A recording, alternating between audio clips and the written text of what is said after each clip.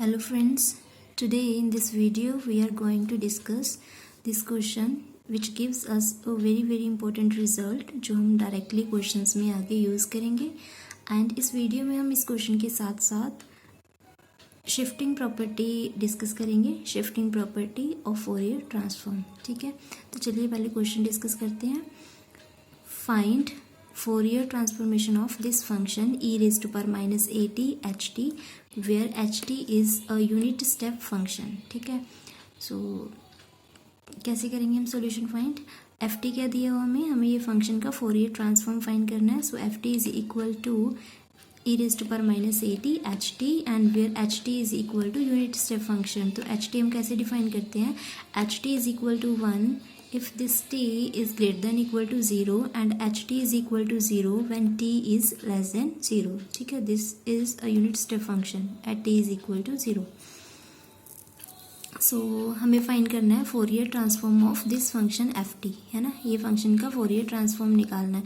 So as we know that Fourier transform of some function ft is given by this formula integral minus infinity to infinity e raise to power iota st ft dt। ठीक है, तो यहाँ पे हमने क्या किया, integral minus infinity to infinity e raise to power iota st ये as it is लिखा। ft क्या है हमारे पास, ft की वैल्यू पुट कर दी e raise to power minus at ht dt। ठीक है, नेक्स्ट स्टेप में हमने क्या किया है, हमने ये लिमिट को टू पार्ट्स में ब्रेक कर लिया क्योंकि एच टी हमारे पास यहाँ पे ये लिमिट ब्रेक कर रहा है ना। जब t लेस देन 0 है तो एच टी का आंसर 0 है, जब t greater than equal to 0 है तो एच टी का आंसर कितना है, 1 है। तो हमने ये लिमिट ब्रेक कर ली minus infinity to 0 then 0 to infinity. बाकी ये सब हमने एज इट इज़ लिखा हुआ है, लिमिट ब्रेक कर ली है माइनस इन्फिनिटी टू इन्फिनिटी को हमने ब्रेक कर लिया minus infinity to 0 and 0 to infinity. ठीक है, नेक्स्ट स्टेप में हमें ये पता है कि जब t जो है वो माइनस इन्फिनिटी और 0 के बीच में यानी 0 से लेस है तो एच टी का आंसर कितना है, 0। तो ये इंटीग्रल तो हो गया 0, है ना। नेक्स्ट क्या होगा हमारे पास, ये इंटीग्रल 0 टू इन्फिनिटी, जब हमारे पास t ग्रेटर देन और इक्वल टू 0 है यानी ये 0 से ग्रेटर है तो एच टी का आंसर 1 है, तो हमने यहाँ पे 1 पुट कर दिया। तो बचा क्या हमारे पास, e raise to power minus at e raise to power iota st dt। ठीक है, तो नेक्स्ट स्टेप में हमने क्या किया, ये integral 0 to infinity e raise to power minus at as it is लिखा हुआ है, ये e raise to power iota theta, इसको हम लिख सकते हैं cos st plus iota st dt, है ना। उसके बाद हमने ये e raise to power minus at को यहाँ और यहाँ मल्टीप्लाई किया और इंटीग्रल सेपरेट किया। क्लियर, अब इसका हमें फॉर्मूला पता है, integral 0 to infinity e raise to power minus at cos st dt, इसका फॉर्मूला क्या होता है, इंटीग्रेशन, हमने ऑलरेडी ये डिस्कस किया हुआ है। This is equal to a upon a square plus s square and ये e raise to power minus at sine st dt, इसको हम क्या लिख सकते हैं, s upon a square plus s square. ठीक है, तो देखिए कि हमने वो इंटीग्रेशन की जो वैल्यूज़ थी वो पुट कर दी। अब जब आप एलसीएम चूज़ करोगे तो ये आ जाएगा a प्लस आयोटा s के इक्वल, है ना, और ये a square plus s square को हम लिख सकते हैं a square minus iota square into s square, क्योंकि आयोटा स्क्वेयर का आंसर -1 होता है तो ये +1 पॉजिटिव साइन ही आएगा ना। तो अब ये फॉर्मूला बन रहा है a square minus b square, तो हम इसको लिख सकते हैं a plus b a minus b।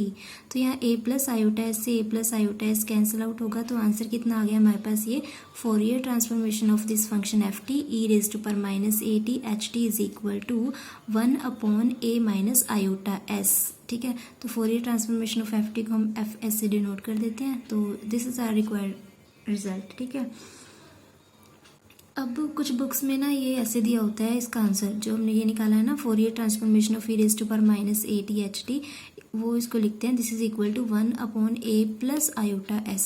ठीक है, तो वो कैसे आता है, तो जब हमने फोरियर ट्रांसफॉर्म किया था, मैंने आपको स्टार्टिंग में बताया था कि फोरियर ट्रांसफॉर्म फाइंड करने के लिए ft का हम या तो ये रिजल्ट यूज़ करते हैं, है ना, और कुछ बुक्स में जो फोरियर ट्रांसफॉर्मेशन का डेफिनेशन है वो यहाँ पे डेफिनेशन में या नेगेटिव साइन चूज़ करते हैं, है ना, नेगेटिव साइन। तो अगर आप यहाँ नेगेटिव साइन चूज़ करके वो डेफिनेशन की हेल्प से क्वेश्चन सॉल्व करते हो तो यहाँ पे क्या आ जाता है हमारे पास a प्लस आयोटा एस। ठीक है, ये हमने डिस्कस किया है, एक बार देख लेते हैं सेकंड डेफिनेशन की हेल्प से भी। कुछ बुक्स में फोरियर ट्रांसफॉर्मेशन का जो डेफिनेशन है वो ऐसे लेते हैं।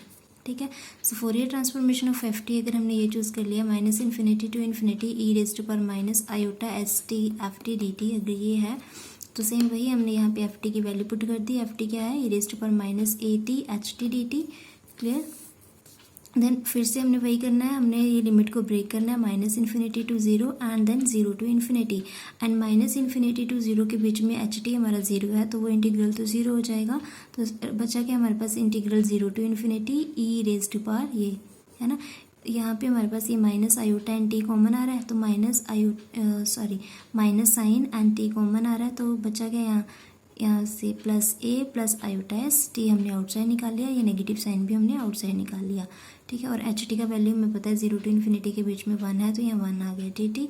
अब हमने इसका इंटीग्रेशन कर दिया, e⁻⁻ plus iota s T upon -a+i⁻s, और यहाँ हमने लिमिट्स पुट करनी है 0 to ∞।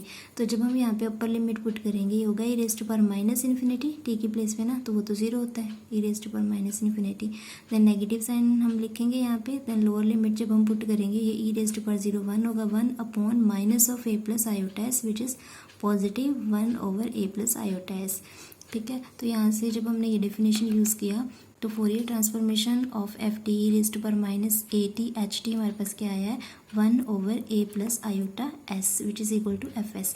तो क्वेश्चन के अकॉर्डिंग हम इन दोनों में से कोई भी रिजल्ट यूज़ कर लें। अगर क्वेश्चन में ऐसी टर्म दी होगी है ना, तो हम ये डेफिनेशन यूज़ कर लेंगे, और अगर क्वेश्चन में हमें ऐसा टर्म दिखता है तो हम इसके अकॉर्डिंग क्वेश्चन सॉल्व कर लेंगे, ठीक है, clear. Now we will discuss shifting properties of Fourier transformation. So first property is, if Fourier transformation of ft is fs, then prove that Fourier transformation of this function e⁻iα ft is equal to f of s plus alpha। ये हमें prove करना है। So हमें given क्या है, Fourier transformation of ft is fs, and as we know that Fourier transformation of ft is given by this formula integral -∞ to ∞e⁻iαst ft dt। तो हमें जो प्रूव करना है हम उसका लेफ्ट हैंड साइड कंसिडर करते हैं। So Fourier transformation of e⁻iαt ft is equal to, इसका फॉर्मूला क्या होगा हमारे पास, इंटीग्रल -∞ to ∞e⁻iαst इंटू में हम क्या लिखते हैं, जो भी फंक्शन का हमने फोरियर ट्रांसफॉर्मेशन निकालना है, e⁻iαt ft dt। अब यहाँ पे बेस सेम है तो पावर्स ऐड करेंगे हम, है ना। जब पावर्स ऐड करेंगे तो यहाँ से आयोटा एंड टी कॉमन आ रहा है, तो हमने कॉमन निकाल लिया, e⁻s plus alpha T outside F t d t, ठीक है। तो अब अगर हम ये दोनों इंटीग्रल्स को कंपेयर करने पे देखो यहाँ F t d T integration -∞ to ∞, यहाँ पे है e⁻s t। अगर यहाँ पे s है तो हम इसको किससे डिनोट कर रहे हैं, एफ एस से। अगर हमारे पास यहाँ पे s की प्लेस पे क्या आ रहा है, e⁻t, s की प्लेस पे है s प्लस अल्फ़ा, तो हम इसको क्या लिख सकते हैं, f of s plus alpha. तो हो गया प्रूव। हमने यही दिखाना था, ये प्रूव करना था कि Fourier transformation of e⁻iαt f t is equal to f of s plus alpha, है ना, यही प्रूव करना था हमने। तो ये तो हो गया प्रॉपर्टी का प्रूफ। अब इसको यूज़ हम कैसे करेंगे, हम मान लेते हैं हमारे पास एक फंक्शन एफ टी जिसका फोरियर ट्रांसफॉर्मेशन हमें पता है और उसको हमने नेम दिया हुआ एफ एस है। तो अगर हमने कभी भी एक ऐसे फंक्शन का फोरियर ट्रांसफॉर्मेशन निकालना हो, क्या एफ टी के साथ हमारे पास क्या पड़ा हुआ है यहाँ पे, e⁻iαt, है ना। एफ टी ये वही फंक्शन है जो यहाँ पे है हमारे पास, e⁻iαt अगर उससे मल्टीप्लाई में पड़ा है और उसका फोरियर ट्रांसफॉर्मेशन हमने निकालना है, तो इसको बाय डेफिनेशन करने की ज़रूरत नहीं, हम डायरेक्टली रिजल्ट अप्लाई कर सकते हैं। आप ये एफ टी का फोरियर ट्रांसफॉर्मेशन निकाल लो पहले, ठीक है, तो वो एफ एस होगा। तो जो भी उसका आंसर आएगा वहाँ पे हमने एस को एस प्लस अल्फ़ा से रिप्लेस कर देना। अल्फ़ा क्या होगा, जो यहाँ पे वैल्यू होगी, ठीक है। हमने क्या करना है, एफ टी का फोरियर ट्रांसफॉर्मेशन निकाल लेना है पहले, फिर उसको हमने नेम दे देना एफ एस। तो जब हम इसका फोरियर ट्रांसफॉर्मेशन निकालेंगे e⁻iαt एफ टी का, तो हमने डायरेक्ट जो भी एफ टी का फोरियर ट्रांसफॉर्मेशन होगा वहाँ पे एस को एस प्लस अल्फ़ा से रिप्लेस करना है, ठीक है।